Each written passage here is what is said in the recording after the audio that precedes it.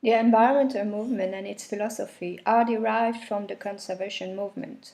Environmental conservation, which is a predominant trend in the United States, involves conserving the natural aspect of the environment through reforestation, recycling, and pollution control.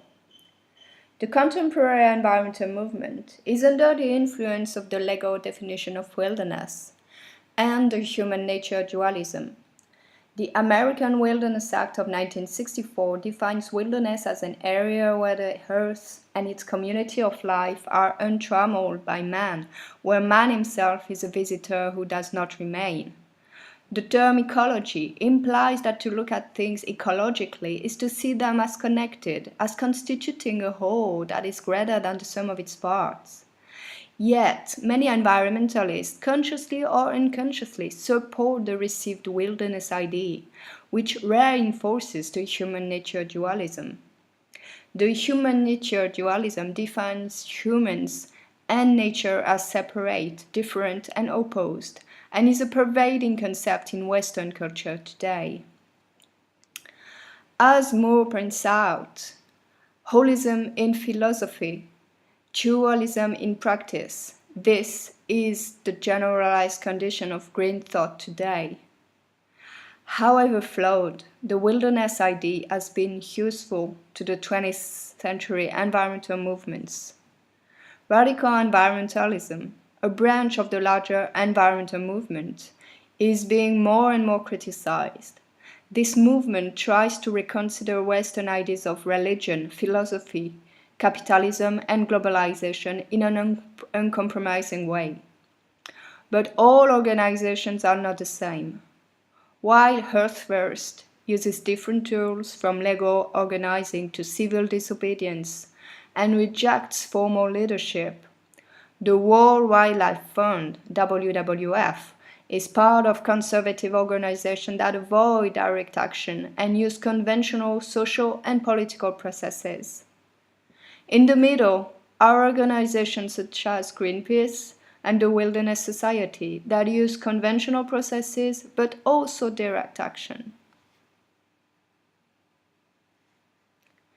Deep ecology is an important notion for many radical environmentalist groups.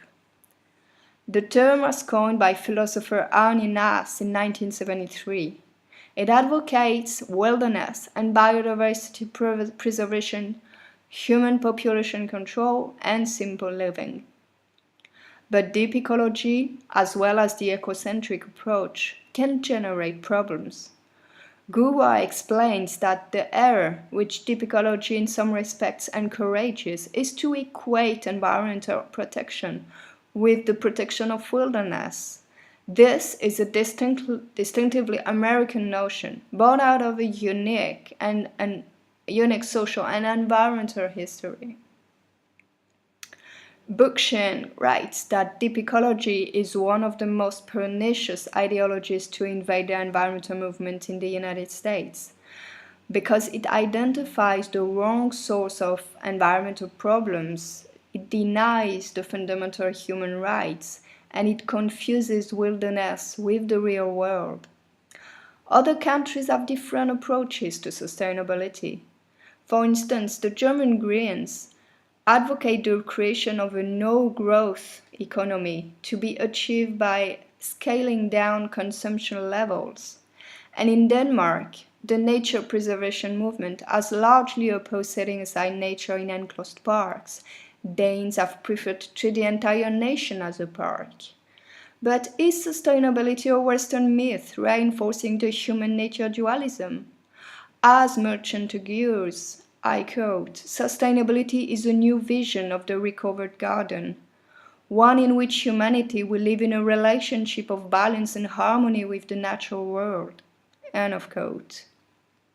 Sustainability may be a solution to the current ecological crisis, but it may also be a myth, reinforcing the received idea of wilderness, and ultimately reinforcing the separation between us and nature.